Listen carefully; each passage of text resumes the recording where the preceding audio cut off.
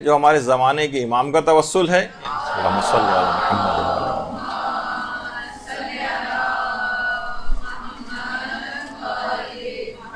ان کا توسل بھی لازمی ہر دعا کے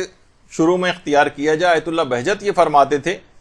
کہ اصلاح نماز پر ہی تمام ظاہر اور باطن کی درستگی کا انحصار ہے، یعنی جتنی آپ کی نماز اچھی ہوگی اتنی ہی آپ کی ظاہری اصلاح بھی آپ کی ہوگی اور باطن کی اصلاح بھی ہوگی۔ فرماتے ہیں نمازوں کو شروع کرنے سے پہلے حضرت حجت سے توسل اختیار کرو اور پھر نماز شروع کرو۔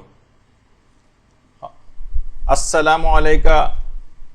یا ابا عبداللہ الحسین، تو ابھی آپ نے اس سے پہلے سنا۔ اس کے بعد ایک سلام امام زمانہ کو بھی کر لیا جائے نمازوں کو شروع ہونے سے پہلے۔ وہ فرماتے تھے، جو کہ زیارت جامعہ کا جملہ ہے نا، کہ بموالاتکم تقبل الطاعۃ المفترضہ، کہ آپ کی ولایت ہی تمام واجب عبادتوں کی قبولیت کا آپ کی ولایت کے اوپر انحصار ہے۔ تو وہ فرماتے تھے کہ ہماری تمام جو واجب عبادتیں بھی وہ بھی ولایت ہی کے ذریعے قبول ہوتی ہیں۔ تو امام زمانہ سے توسل اختیار کیا جائے، اس کے بعد پھر نماز شروع کی جائے۔ اور آیت اللہ کشمیری،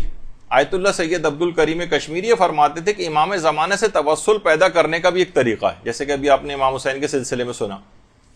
وہ فرماتے تھے ایک تو زیارت آل یاسین، اگر آپ دعاؤں سے پہلے آپ زیارت آل یاسین اگر پڑھ لیں، اور اس کے بعد ایک جملہ کہیں، المستغاث بک یا ابن الحسن والمستعان بک یا ابن الحسن، یہ جملہ کہیں، اور اس کے بعد کہیں یا صاحب الزما ادرکنی یا صاحب الزما اغیثنی۔ یہ جملہ اگر آپ کہیں تو فوراً حضرت امام زمانہ علیہ السلام سے توسل پیدا ہو جائے گا، اور اس کے بعد ان کے حوالے سے جو دعا کرنی چاہیں کریں اس جملے کو پڑھنے کے بعد۔ اور فرماتے ہیں کہ اگر زیارت آل یاسین بھی اس سے پہلے پڑھ لی جائے تو اس سے بھی ایک توسل پیدا ہو جاتا ہے۔ اور یہ بھی فرماتے تھے آیت اللہ سید عبد الکریم کشمیری کے روزانہ ایک مومن کو چاہیے، اصولاً ہمارے پاس ٹائم نہیں ہے ہم لوگوں کے پاس امام زمانہ کے لیے، کہتے تھے کہ روزانہ خلوت میں 1 گھنٹہ امام زمانہ سے بات کرے۔ ان کے لیے ان کے بات کرنے سے مراد یہ ہے کہ ان زیارات پڑھے، ان کے لیے ان کی جو دعائیں ہیں وہ پڑھے، اپنی دعاؤں کے اندر بار بار ان کو وسیلہ قرار دے۔ 1 گھنٹہ خلوت میں امام زمانہ کے ساتھ ایک مومن، لیکن ہمیں بہت عجیب سا لگتا ہے، ہمارے پاس تو 5 منٹ بھی نہیں ہے امام زمانہ کے لیے، اپنی گفتگو میں ہم امام زمانہ کا تذکرہ نہیں کرتے، تو یہاں تک فرماتے تھے۔ تو اور بعض علماء تو یہ فرماتے ہیں کہ شب قدر میں اپنی تمام دعاؤں کو اگر انسان بھول جائے اور فقط صرف ایک دعا، حضرت حجت کے ظہور کی دعا اگر وہ شخص کر لے تو یہ اس کے تمام مسائل کے حل کے لیے کافی، کوئی اور دعا نہ کرے، نہ اپنے لیے نہ کسی اور کے لیے مثلا، اور فقط حضرت حجت کی دعا